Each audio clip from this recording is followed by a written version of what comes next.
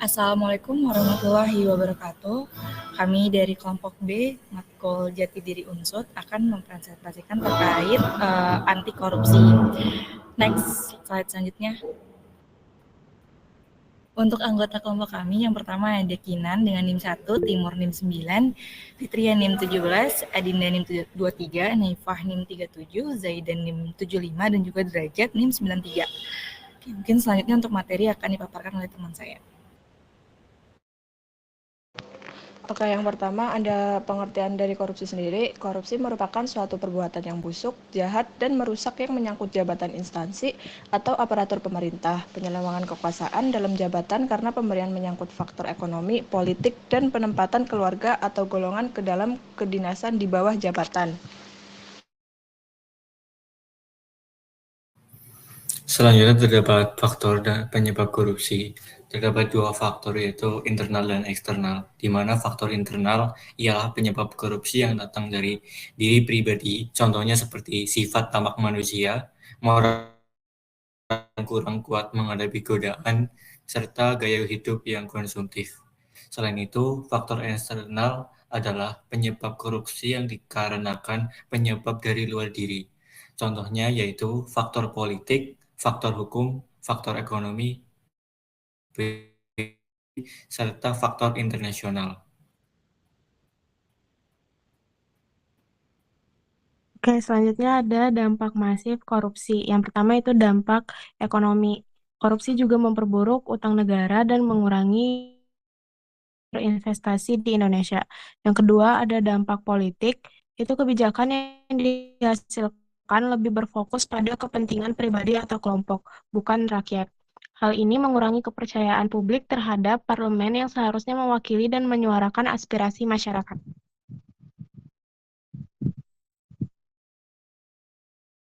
Nilai dan prinsip anti korupsi, yang pertama itu ada nilai anti korupsi, di antaranya ada kejujuran, kepedulian, kemandirian, kedisiplinan, tanggung jawab, kerja keras, kesederhanaan, keberanian, dan keadilan. Dan prinsip dari anti korupsi yaitu akuntabilitas, transparansi, kewajaran, kebijakan, dan kontrol kebijakan.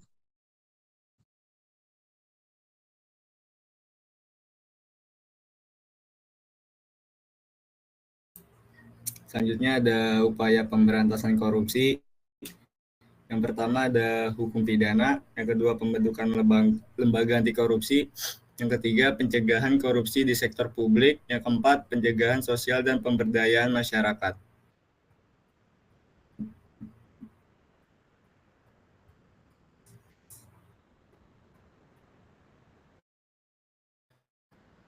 Untuk yang pertama, lembaga anti korupsi, Indonesia Corporation Watch atau ICW mengungkap serta mengawal kasus-kasus besar yang melibatkan pejabat publik seperti kasus dugaan korupsi. Masyarakat Transparansi Indonesia atau MTI. MTI merupakan lembaga yang bertujuan menegakkan transparansi di semua lini masyarakat, mulai dari persoalan sosial, politik, ekonomi, hingga pertahanan keamanan. Terus ada Komisi Pemberantasan Korupsi atau KPK. KPK mempunyai tugas melakukan penegakan hukum terhadap koruptor dan melakukan pencegahan perilaku korup dalam masyarakat.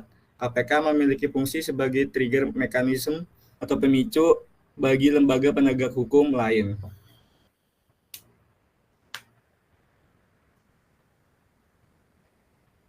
Selanjutnya adalah gerakan kerjasama dan instrumen internasional pencegahan korupsi.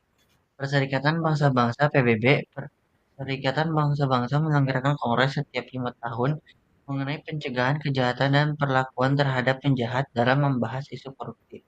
Perhatian juga perlu ditekankan pada proses supply dan demand, karena korupsi melibatkan setidaknya dua pihak. Selanjutnya ada Bank Dunia, mengembangkan program yang bertujuan untuk menanamkan awareness mengenai korupsi dan pelibatan masyarakat untuk pemberantasan korupsi, termasuk menyediakan sarana bagi negara-negara berkembang untuk mengembangkan rencana aksi nasional untuk memberantas korupsi.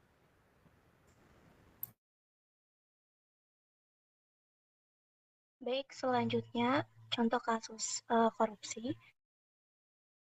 Korupsi merupakan salah satu masalah serius yang dihadapi Indonesia, menghambat pembangunan dan menciptakan ketidakadilan sosial. Dalam upaya memberantas korupsi, pendidikan anti korupsi menjadi penting untuk membangun kesadaran hukum dan etika di kalangan masyarakat.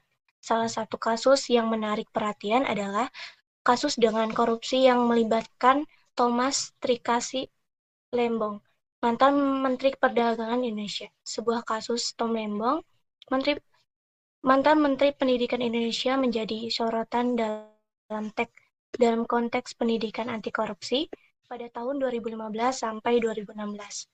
Pada saat itu terlibat dalam praktik korupsi terkait izin impor gula, di mana ia memberikan izin kepada perusahaan swasta untuk mengimpor gula kristal mentah atau GKM yang seharusnya hanya diperuntukkan bagi badan usaha milik negara atau BUMN. Tindakan ini menyebabkan kerugian negara hingga ratusan miliar rupiah. Kasus ini mencerminkan pentingnya kesadaran hukum dan etika di kalangan pejabat publik, serta kebutuhan mendesak untuk meningkatkan pendidikan anti korupsi di masyarakat. Melalui kasus ini, masyarakat semakin kritis terhadap tindakan korupsi dan mendesak penegakan hukum yang lebih tegas. Oleh karena itu, pendidikan anti korupsi harus menjadi prioritas dalam membentuk karakter generasi mendatang agar lebih memahami tanggung jawab hukum dan etika dalam menjalankan tugas publik. Baik, di sini menurut pendapat saya dari kasus Tom Lembong ini, menurut saya tentang kasus korupsi Tom Lembong sebagai pengingat bahwa pemberantasan korupsi harus dijalankan dengan serius dan tanpa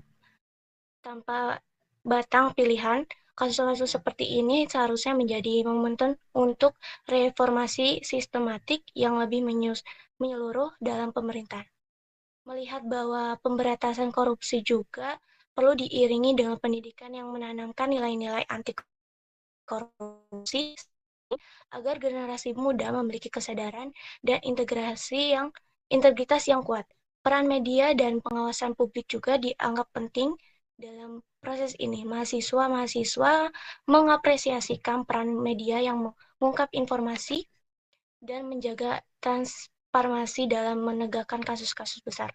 Mereka percaya bahwa kebebasan media dapat membantu mencegah kasus korupsi yang ditutupi dan menjaga agar publik selalu mendapatkan informasi yang objektif.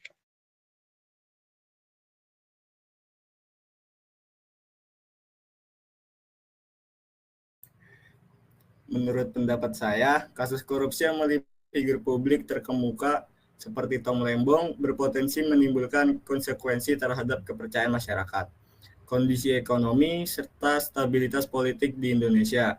Sebagai individu yang memiliki latar belakang profesional di sektor pemerintahan dan swasta, serta diakui kontribusinya baik di dalam negeri maupun di luar negeri. Keterlibatan Tom Lembong dalam skandal ini tentunya mengejutkan banyak kalangan. Peristiwa semacam ini semakin memperkuat pandangan bahwa praktik korupsi masih merajalela tingkat atas, yang pada akhirnya dapat mengikis kepercayaan masyarakat terhadap pemerintah dan lembaga-lembaga terkait. Selain itu, dampak dari kasus ini juga dapat meluas di sektor ekonomi dan investasi. Di para investor mungkin akan lebih berhati-hati dalam menanamkan modal di negara yang menghadapi tantangan integritas di kalangan pemimpin.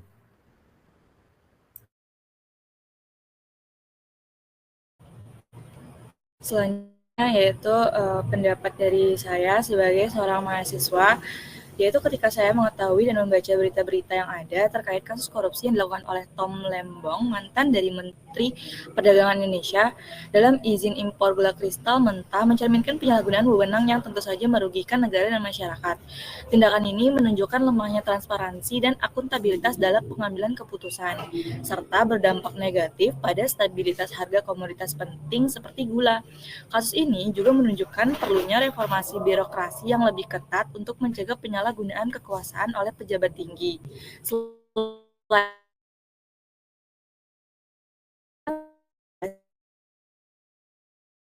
melindungi kepentingan masyarakat luas. Kasus ini menjadi contoh buruk bagi generasi muda dan menekankan pentingnya pendidikan anti korupsi agar mahasiswa memahami risiko dan dampak korupsi serta memiliki integritas dalam menghadapi tantangan di masa depan.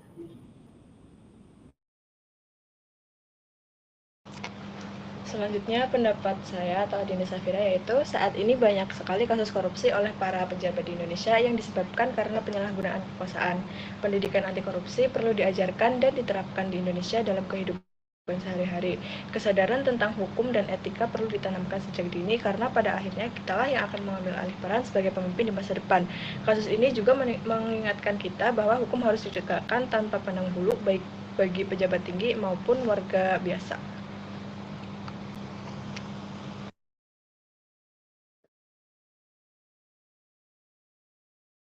Pendapat saya sebagai seorang mahasiswa, saya merasa bahwa kasus yang melibatkan Tom Lembong ini menunjukkan betapa pentingnya integritas dan kejujuran dalam pemerintahan. Kasus ini adalah contoh nyata bagaimana penyalahgunaan wewenang seperti memberikan izin impor pada perusahaan swasta yang tidak berhak dapat merugikan negara dan masyarakat secara besar-besaran. Dari sudut pandang saya, hal ini memperlihatkan bahwa dalam sebuah negara, pejabat publik harus memegang sebaiknya. Mereka tidak hanya mengelola kebijakan, tetapi juga harus bertanggung jawab atas keputusan yang mereka buat. Karena keputusan tersebut dapat berdampak langsung pada keuangan negara dan kesejahteraan rakyat. Kasus ini juga memberikan pelajaran tentang pentingnya pengawasan yang ketat terhadap kebijakan publik. Jika tidak ada pengawasan yang baik, orang-orang yang berada dalam posisi kekuasaan bisa dengan mudah menyalahgunakan kewenangan untuk kepentingan pribadi.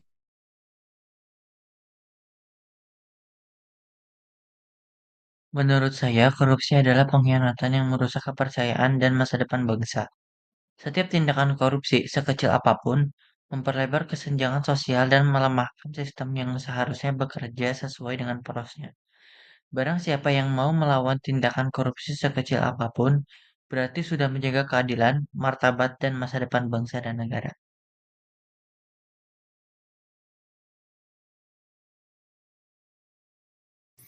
Selanjutnya, menurut pendapat saya, Derajat Wimastono, kasus korupsi yang melibatkan mantan Menteri Perdagangan Thomas Trikasi Lembong atau Tom Lembong dalam impor gula pada periode 2015 sampai 2016 telah menimbulkan kerugian negara yang signifikan.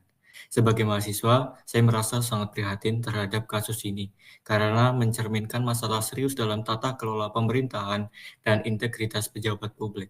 Pejabat yang diharapkan dapat mewakili dan membantu keresahan rakyat, tetapi malah menyalahgunakan kekuasaan yang diberikan.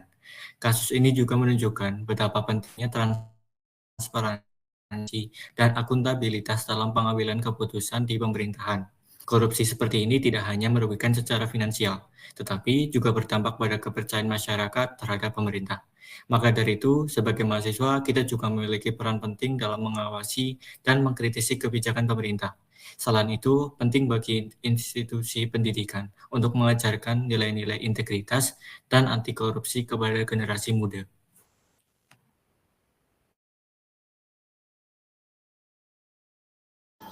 Mungkin sekian presentasi dari kelompok kami terkait anti korupsi dan juga kasus yang ada.